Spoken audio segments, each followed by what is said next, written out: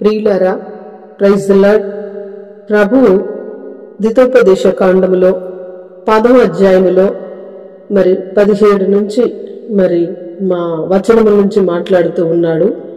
మన దేవుడు ఎలాంటి వాడటంటే, ఏలయనగా నీ దేవుడైన యెహోవా పరమదేవుడును పరమ ప్రభువునై ఉన్నాడు.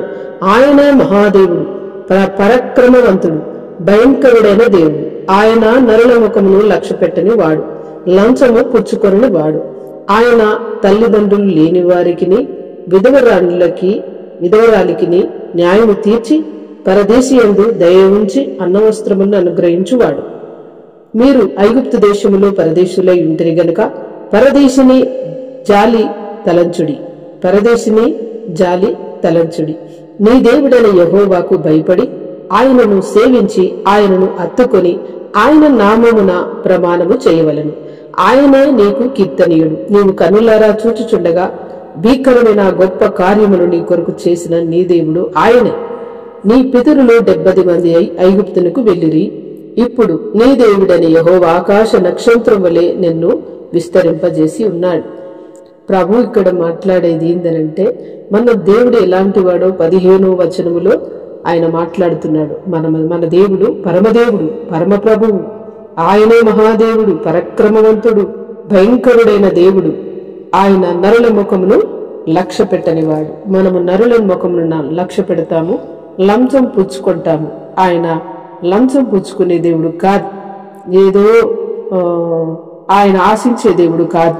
ఆయన మనను పుట్టించిన దేవుడు కనుక మనకు నమ్మకస్తుడై ఉన్నాడు. కాబట్టి ఆయన 18వ వచనములో ఏం చెప్తున్నాడంటే, ఆయన తల్లిదండ్రులు లేని వారికి విధవరాలికి న్యాయం తీరుస్తాడట.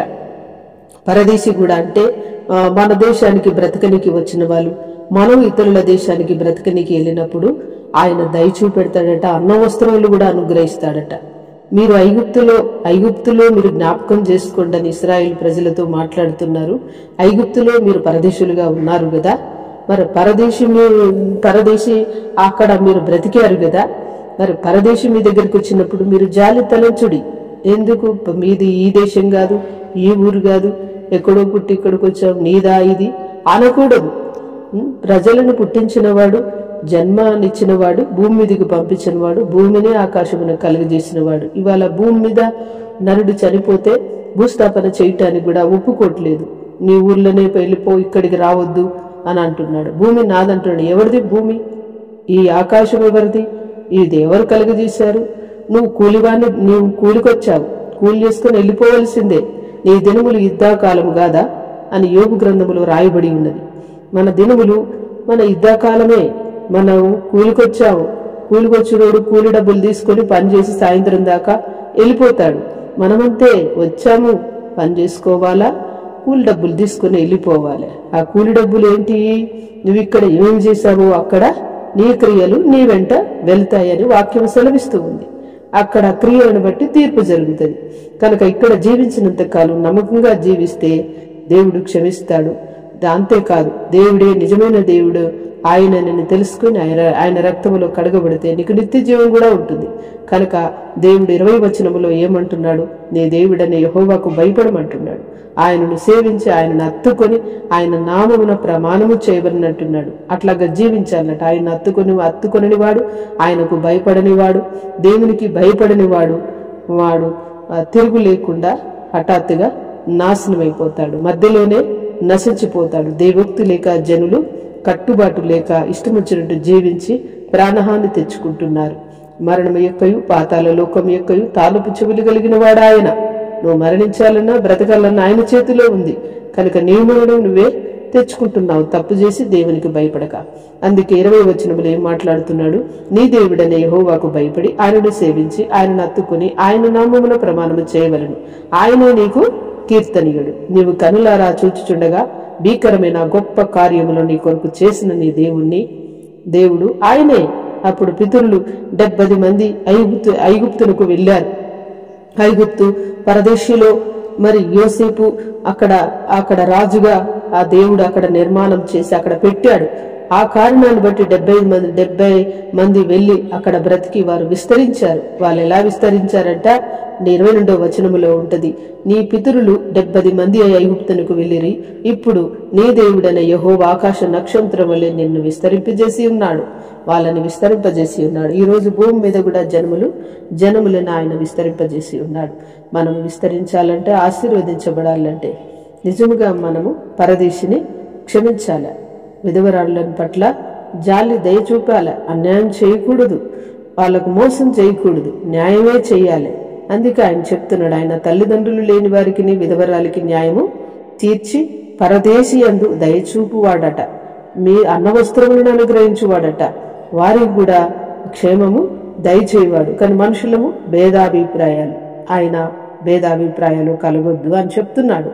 మీరు సమానంగా ఉండమని చెప్తున్నాడు ఆయన అలా మాట్లాడుతుంటే మనుషులు భేదాభిప్రాయాలు, హెచ్చుతగ్గులు, నువ్వు మా దేశానికి వచ్చావేంటి, నీ ఊరా, నీ దేశమా, ఇది నా ఊరు నా భూమి అంటావు. ఇవన్నీ దేవునికి ఇష్టం లేదండి.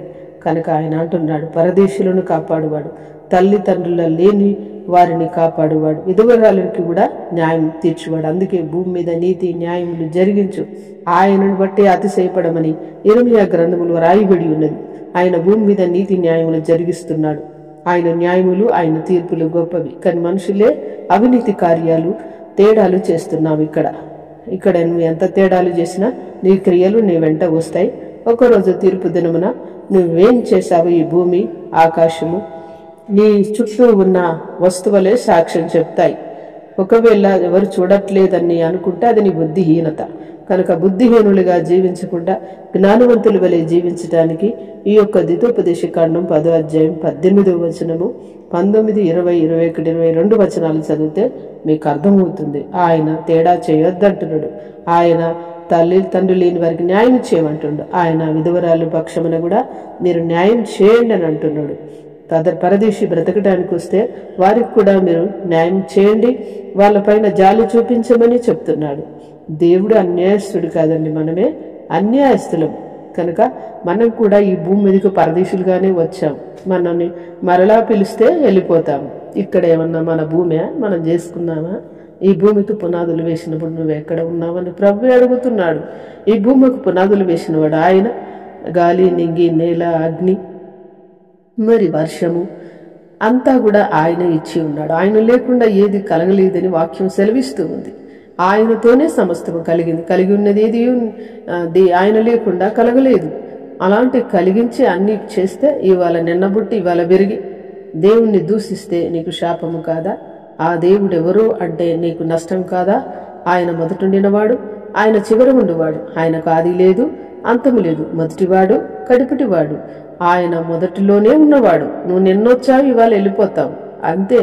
ఎందుకు గర్వము, అహంకారం, ఇతరుల మీద దూషణ మాటలు, ఇతరుల మీద తక్కువ చూపు ఎందుకు?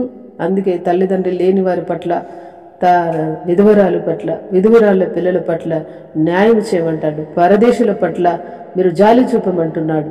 కనుక ఎవరిని నువ్వు అంటానికి వీలు లేదు. తీర్పు తీర్చు మనుషుడా, నువ్వెవరు అని ప్రభు అడుగుతున్నాడు. నీ కంట్లో దూలం పెట్టుకుని ఎదుటి వాని కంట్లో నలుసు తీయటమేలా? నలుసు తీసిన వరకు నీ కంట్లో పెద్ద దూలమే ఉంది. ఎవరికి ఎవరు తీర్పు తీర్చడానికి ఇక్కడ ఎవరు కూడా అధికారం లేదండి. కూలివాని దినం వల్లే మనం ఉన్నవి. కూలికి బిల్లు వచ్చాము, కూలీ డబ్బులు తీసుకుని వెళ్ళిపోవాలి అంతే.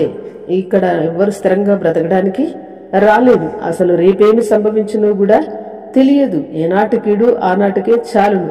చిటుక్కున ప్రాణాలు వెళ్ళిపోతున్నాయి. ఎవరెప్పుడు చచ్చిపోతారో తెలియదు. వయసు లేదు, ముసలితనము లేదు.